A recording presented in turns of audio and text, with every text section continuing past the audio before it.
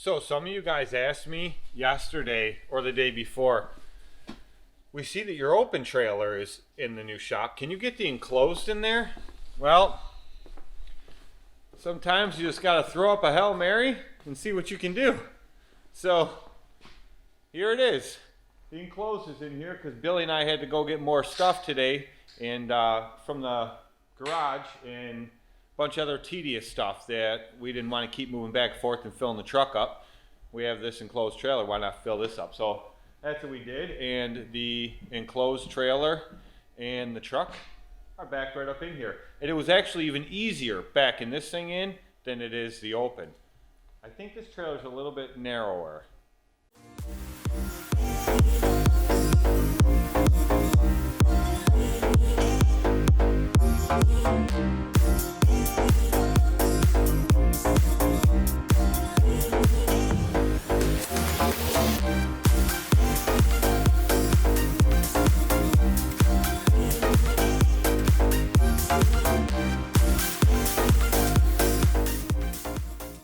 What do you think, Billy? Look at Billy. He already raided the fridge. He's got what do you got? He's got a monster out of the fridge and Big Texas. Big Texas. So we gotta get this thing unloaded. But real quick, before we get this thing unloaded, let me clarify something. Yesterday's video, the one about the church. So a bunch of people commented on there and said, "Why do you even charge your church?" And some people sent me messages, and they're actually pretty nasty about it. They're like, "Why do you even charge your church? That's horrible. I bet you charge your friends for everything too." And the case is no. I would probably have to think really hard. My main three friends that you guys have seen in videos and that I associate with the most would be Ryan, Spencer, and the judge. And I would have to think really, really hard to even come up with a single time. I'm sure there's maybe a handful, but I'd have to think really hard to even come up with a single time where I ever told any one of them no. It just doesn't happen. I've never told them no, and I've never once charged any of them for anything. And I'll give you a prime example. When Ryan started building his house, he said, "We need to use the dually. I need to get 74 sheets of drywall." We went up and got it, and he knows how much I despise drywall. Absolutely hate it. I would rather sit in a bathtub full of scissors than mess with drywall. Ryan hates it too.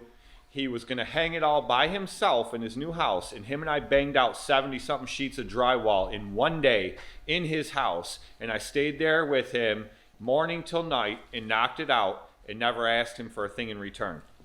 I am a firm believer that if you ask anybody or you do anything for somebody and ask for anything in return, money, a favor back, anything like that, it is no longer a friendship deal. It is a business deal. They are now your customer.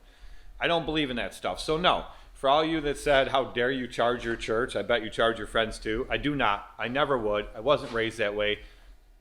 For some people it is. For some people it's not. For me it's not. I help my friends as long as I'm not busy and I don't have anything going on. And in many cases, I've dropped everything that I'm doing just to go and help them. And that's just what I do and how I am. So you guys are wrong. Thank you for the insults. Thank you for slamming on me. I greatly appreciate it, but you couldn't have been more wrong. So we got a lot of work done today. We got a bunch of stuff over here. We finally got all the trimmers over here. Everything up on the wall. We got the backpack blowers over here. They're on the floor right now because they will go on the open trailer. Most of these trimmers will too, and the edger. Everything will go on the open trailer when we set that up. But the open trailer's at my house. I'm waiting to pick those two mowers up from the dealer, and then we will we'll get the trailer decked out. Like I said, I got to move the racks on there. I'll do a video of that, how I do it and what exactly I'm doing.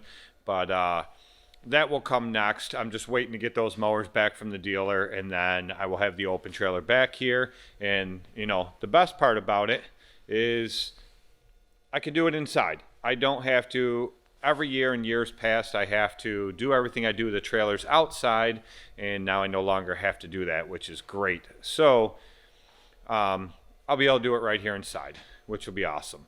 But most of these trimmers and the edger and stuff will go on the trailer. The blowers will go on the trailer and they will stay there. So that will free up a lot of space, but I got all the attachments for my combi. I guess this is kind of like another part, maybe the small equipment part to the setup video. Everybody had asked in the past. I do have the KM 131 combi that has the 360 rotator edge trimmers on it. I have the FC91 edger. I have the FS90R trimmer, FS111R trimmer, FS111RX trimmer. This is the rubber paddle wheel for the combi. That is what the heck can I think about it? I can't think of what it's called. This is the rototiller for the combi. I do have a straight shaft edger for the combi. Another shaft with the triangle cutter blade for brush cutting for the combi. The bed redefiner for the combi. And then, as you guys know, I have the Milwaukee handheld blower, which we love in the summertime for just blowing off sidewalks quick. I have the Milwaukee regular Hedge trimmers. Those are my favorite by far. And then I have the HS56C steel gas hedge trimmers, which I didn't use them at all last year after I bought the Milwaukees. Hands down, my favorite Milwaukee tool. But then I have my steel SG20 backpack sprayer.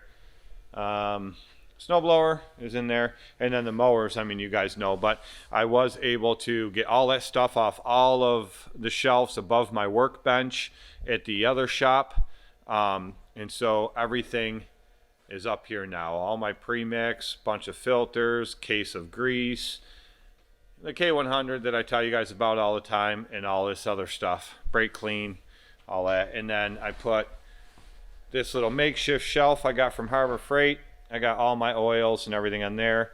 This is all my detailing stuff for detailing vehicles. It will go on that cart that I bought that I still have to put together. And then my press right there, because I haven't found a spot for that yet. Pressure washer. And then the Toro Time Master 30, you know, is my favorite. That's another set of green touch racks. That's a 3-piece camo version trimmer rack. Fuel cans and stuff that still have to go on the open trailer, the cone, and then the comfort trims. As you guys know, we have multiple pairs of these that we wear in the summertime when we're weed whacking, so we can still wear shorts. But that's pretty much everything. We finally got the compressor over here. I still need to bring my air lines over here, but they're on reels screwed to the wall in my other garage, and I didn't have my screw gun there, which I have to take home. But everything's there. I got this workbench over here now that I didn't have in the last video. I was in another part of this building. I dragged it up here, but I got everything there. I got the welder there. I got my new vise mounted there. And then this is the blade sharpening station. I have tons of blades. These are brand new blades for the Skag and the Exmark Lasers, the X series. There's some brand new Walker blades. These are all Walker blades. More Walker blades there, and then these are all blades that fit. They actually fit the Exmark Laser Z, or the Skag V-Ride, or the Toro Grandstand. They all take the same blade. Or the Exmarks take a different blade because it's a wider hole in the middle. But then there's even more of them there. And then I have my grinder here with a regular grinder wheel and a wire wheel on that side. And then, of course, my RBG 712 is there. So, and then I got a bunch of stuff underneath. I got some cleaning up to do. This bench is a mess now because everything just kind of went on it. That'll be tomorrow. Billy and I are going to get the rest of the stuff off the walls and out of the garage tonight, and it'll come over tomorrow. Now, I still have other stuff that I have to get over here. It's not going to come over just yet. I have the aerator because I have some aerations coming up next week, overseeding and fertilizing. What I'll do is the day that I have those scheduled for, I will stop by the house after I load up here, and I'm going to run the same aerator I ran last year. If you guys watched that video, aerating on a budget, because that worked phenomenal. That 48-inch AgriFab pull behind aerator with the mount that I made, that I welded together and made for the Toro Grandstand.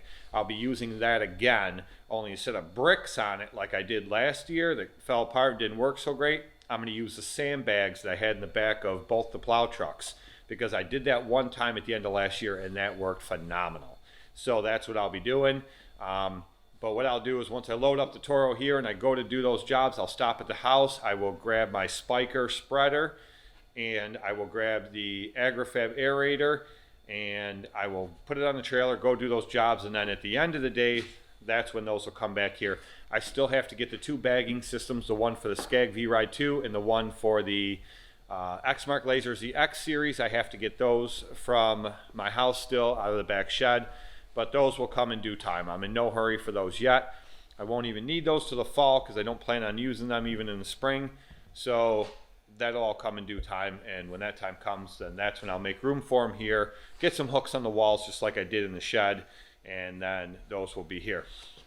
So that's pretty much it. Most of everything is here. The enclosed trailer is outside. I got locks for those, and I got the wheel locks that Sean Spencer uses on his trailer. I text him, and he told me where to go about getting those. Those things are awesome. So I have those on there. The dump trailer is still staying at my other buddy's house until I need it. I have no need to even have that over here. But that's it. So the toilet was leaking in the break room. I tried replacing the guts in it yesterday, rebuilding it. That didn't fix it. Come to find out, there was a crack in the toilet. So I bought a brand new toilet this morning, and Billy and I installed that today, and it works phenomenal. So no issues there. And that's going to wrap up this day. I know this is a really weird video, and this is really just kind of out there, just kind of thrown together, but just some things I wanted to cover like in the beginning of this video. And I wanted to update you guys on the shop again, and the small equipment I'll be using this year. I told you I will keep updating you throughout this whole process of everything I do in the shop, so this is the update. But hit that thumbs up, thumbs down, guys. Like this, dislike it, I don't really care. Share the hell out of it, put it anywhere and everywhere, and we will catch you guys in the next one.